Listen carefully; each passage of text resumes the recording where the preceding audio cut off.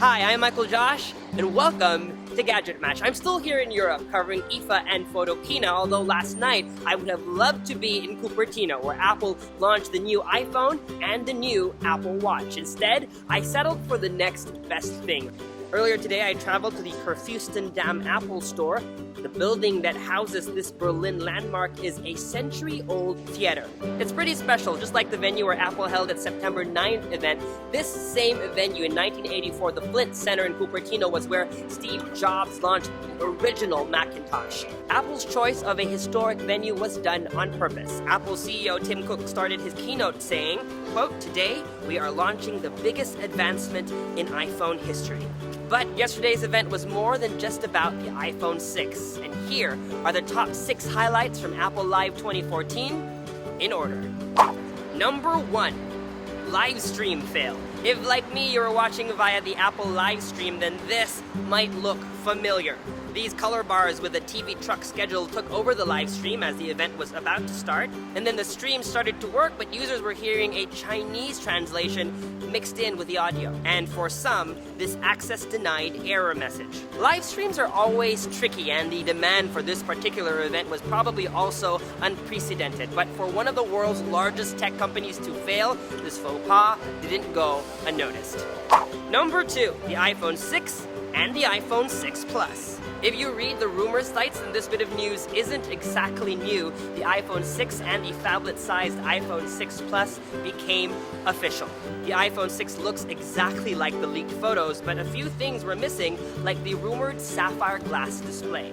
Both iPhones got bigger displays and a bump in resolution. The iPhone 6 now has an HD display, while the iPhone 6 Plus has a full HD display.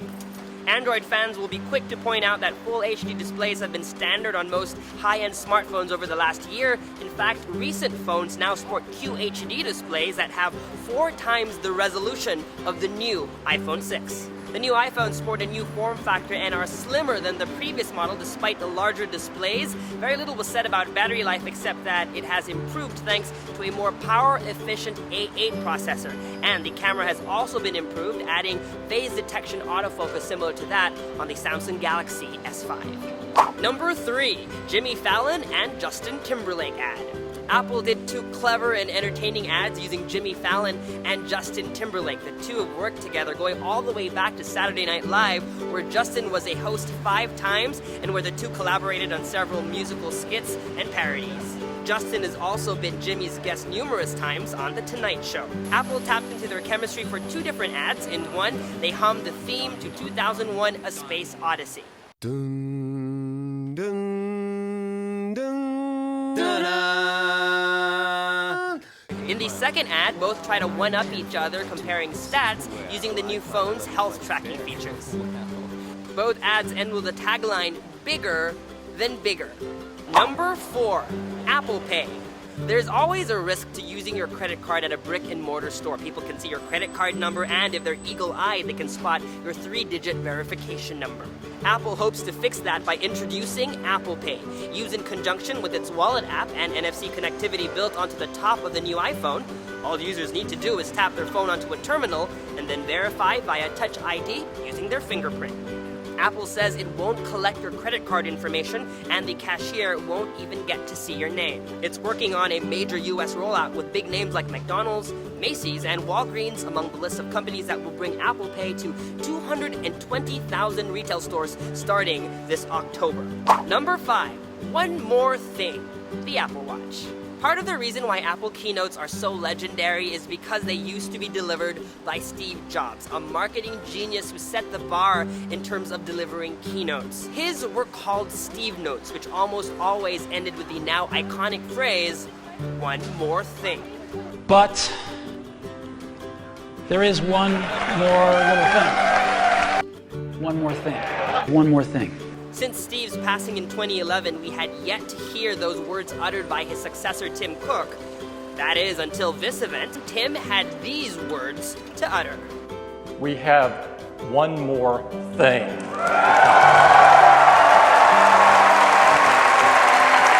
The build-up was for the much-rumored and highly anticipated iWatch, now officially called the Apple Watch. Almost every other tech company out there already has released a smartwatch, but Apple has taken its time to develop a whole new way to interact with the device. Mainly via the digital crown, which can be used to scroll through items, zoom in and out, and act as a home button. The user interface was designed from the ground up and isn't a shrunken down version of iOS. We like the home screen with the clock in the middle and the universe of apps floating alongside it. The watch can not only measure taps, but also the force of each tap so that it could differentiate between a tap and the press of a key. A new Taptic engine also sends you pulses whenever you have a new notification. Apple says you can also send each other heartbeats. There are customizable clock faces, a variety of straps, and 3 different variants: normal, sporty, and a 14-karat gold Apple Watch. Depending on the size of your wrist, you can also pick between men's and women's sizes, although they're not officially called that. While the square design is still not as appealing as the Moto 360 or the LG G Watch R, it does have industrial design wins, including MagSafe charging, sensors at the back which track steps taken, your heart rate, and whether or not you've been sitting for way too long. Number 6. U2 gives away an album.